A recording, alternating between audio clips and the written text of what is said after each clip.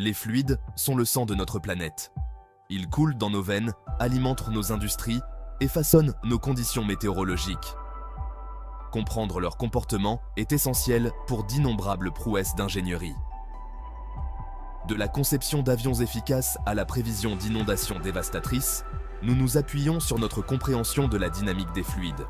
Mais les fluides, avec leurs mouvements complexes et souvent chaotiques, représentent un défi de taille. Comment commencer à démêler les complexités de leurs mouvements? C'est là que l'analyse dimensionnelle et la similitude entrent en jeu, nous offrant des outils puissants pour naviguer dans les eaux troubles de la dynamique des fluides. Imaginez que vous souhaitiez comprendre les forces agissant sur un navire géant naviguant sur l'océan. Construire une réplique à grande échelle pour chaque expérience serait impraticable et coûteux. L'analyse dimensionnelle nous permet de créer des modèles réduits à l'échelle qui prédisent avec précision le comportement de leurs homologues plus grands. C'est la magie de la similitude qui nous permet de combler le fossé entre le miniature et le massif. Ces techniques ne se limitent pas à réduire la taille des choses. Elles fournissent un cadre fondamental pour comprendre les relations entre différentes grandeurs physiques. En analysant les dimensions de variables telles que la vitesse, la densité et la viscosité, nous pouvons débloquer des schémas cachés et simplifier des équations complexes. En substance, l'analyse dimensionnelle et la similitude nous donnent un nouveau langage pour parler avec les rivières invisibles de notre univers. Le monde qui nous entoure est inondé de quantités. Nous mesurons le temps, la distance, la masse, la température et d'innombrables autres variables pour donner un sens à notre réalité. Mais vous êtes-vous déjà arrêté pour considérer le langage de ces mesures? C'est là que les dimensions entrent en jeu, formant les éléments constitutifs fondamentaux de notre compréhension quantitative. La longueur, le temps et la masse ne sont pas seulement des unités arbitraires. Ils représentent des dimensions fondamentales qui sous-tendent toutes les grandeurs physiques. Prenons l'acte simple de mesurer la vitesse d'une voiture. Nous l'exprimons en miles par heure ou en kilomètres par heure. Mais les deux représentent en fin de compte une distance parcourue sur une certaine période de temps. Ce concept, qui consiste à exprimer toute grandeur physique en fonction de ses dimensions fondamentales, est le fondement de l'analyse dimensionnelle. Et c'est beaucoup plus puissant que vous ne le pensez. C'est là que le théorème de Buckingham-P entre en jeu, une pierre angulaire de l'analyse dimensionnelle. Ce théorème fournit un moyen systématique de réduire le nombre de variables impliquées dans un problème en simplifiant des équations complexes en relation entre des grandeurs sans dimension. Ces grandeurs sans dimension, souvent appelées groupes pi, sont très puissantes. Elles capturent l'essence d'un phénomène physique en éliminant les unités arbitraires que nous imposons. Imaginez une sphère lisse et polie glissant dans un fluide, comme une perle descendant dans du miel. Cette image simple cache une complexité fascinante. Qu'est-ce qui détermine la force qu'elle subit lorsqu'elle se déplace? Est-ce la forme de la sphère, la nature du fluide, ou peut-être la vitesse à laquelle elle descend? Nous pourrions intuitivement deviner des facteurs tels que la taille de la sphère, sa vitesse et la viscosité du fluide. Chacun de ces éléments joue un rôle crucial dans la dynamique du mouvement. Mais comment ces facteurs s'entremêlent-ils pour régir le mouvement de la sphère? La réponse réside dans l'interaction complexe de ces variables. Ce scénario apparemment simple est d'une complexité trompeuse. Les forces en jeu sont nombreuses et souvent contre-intuitives. Une multitude de variables entrent en jeu, ce qui rend difficile de discerner les forces dominantes à l'œuvre. Chaque variable peut influencer le comportement du fluide de manière significative. C'est là que l'analyse dimensionnelle, armée du théorème de Buckingham-P, opère sa magie. Elle nous permet de simplifier cette complexité apparente. En exprimant toutes les variables pertinentes en termes de leur dimension fondamentale et en appliquant le théorème, nous pouvons réduire le problème à une relation entre une poignée de groupes sans dimension. Cela nous aide à comprendre les interactions fondamentales. L'un de ces groupes, le nombre de Reynolds, apparaît comme un acteur essentiel dans cette danse fluidique. Il est crucial pour prédire le comportement du fluide. Il capture élégamment le rapport entre les forces inertielles qui tendent à maintenir la sphère en mouvement et les forces visqueuses qui s'opposent à son mouvement. Ce rapport est fondamental pour comprendre la dynamique du fluide. Un nombre de Reynolds élevé signifie que les forces inertielles dominent, ce qui conduit à un écoulement turbulent autour de la sphère. Ce type d'écoulement est souvent chaotique et imprévisible. Inversement, un faible nombre de Reynolds indique que les forces visqueuses règnent en maître, ce qui donne un écoulement laminaire fluide. Ce type d'écoulement est plus ordonné et prévisible.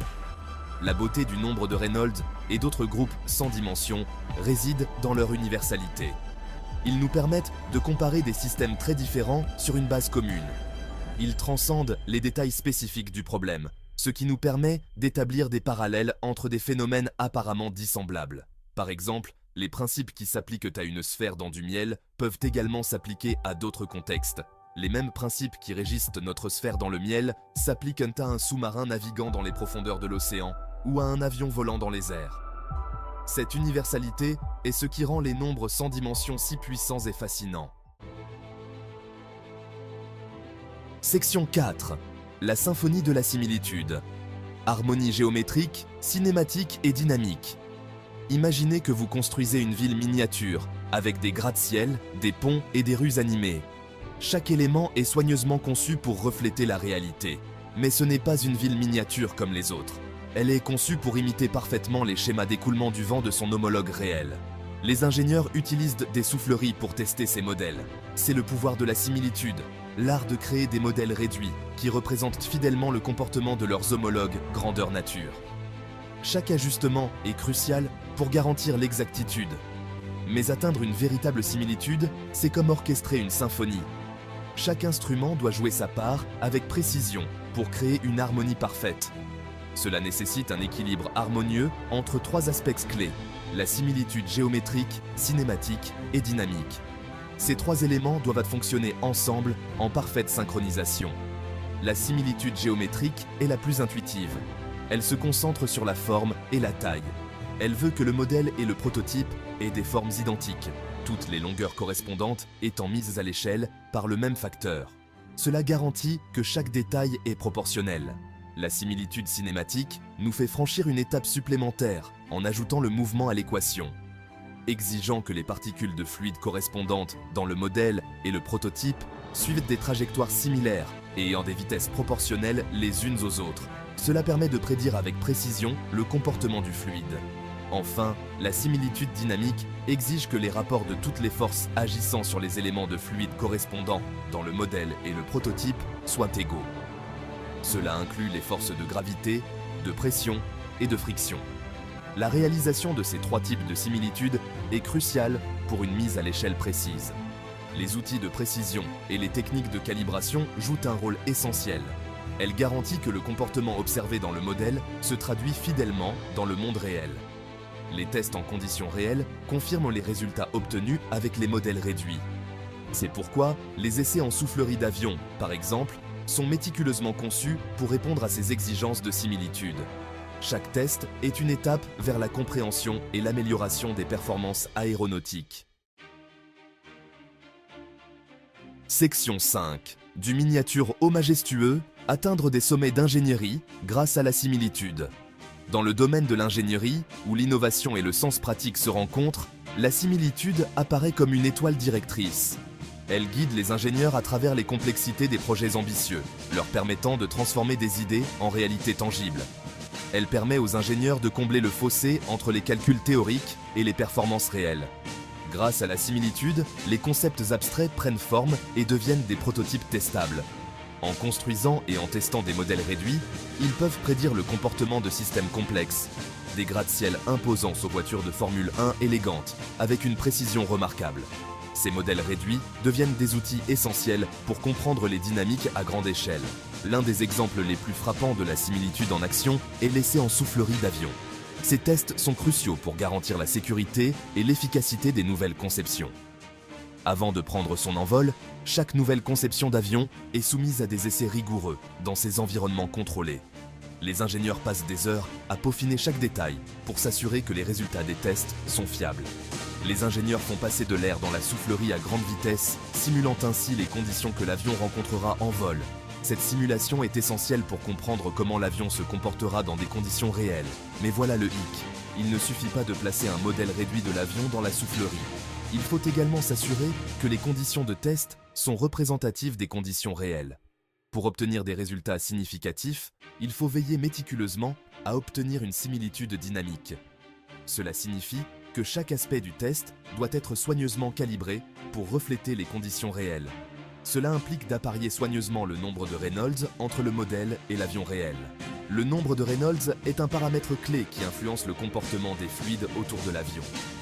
En s'assurant que le rapport entre les forces inertielles et les forces visqueuses est le même dans les deux cas, les ingénieurs peuvent obtenir des données précises et fiables. Les ingénieurs peuvent extrapoler en toute confiance les données de la soufflerie pour prédire les performances de l'avion à pleine échelle. Ces données sont ensuite utilisées pour affiner et améliorer les conceptions avant la production finale. Ce processus ne se limite pas à l'aviation.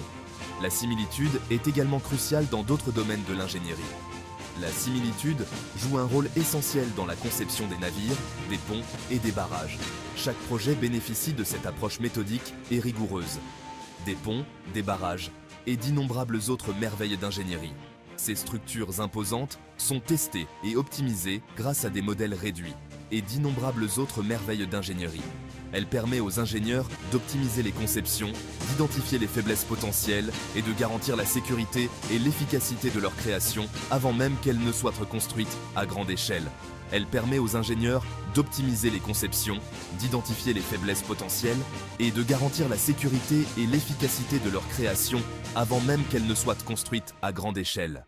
Cette approche réduit les risques et les coûts associés aux erreurs de conception et de garantir la sécurité et l'efficacité de leur création avant même qu'elles ne soient construites à grande échelle. En substance, la similitude nous permet de tester les limites du possible sans les risques et les coûts associés à l'expérimentation dans le monde réel. En substance, la similitude nous permet de tester les limites du possible sans les risques et les coûts associés à l'expérimentation dans le monde réel. Elle ouvre la voie à des innovations audacieuses et à des avancées technologiques qui façonnent notre avenir.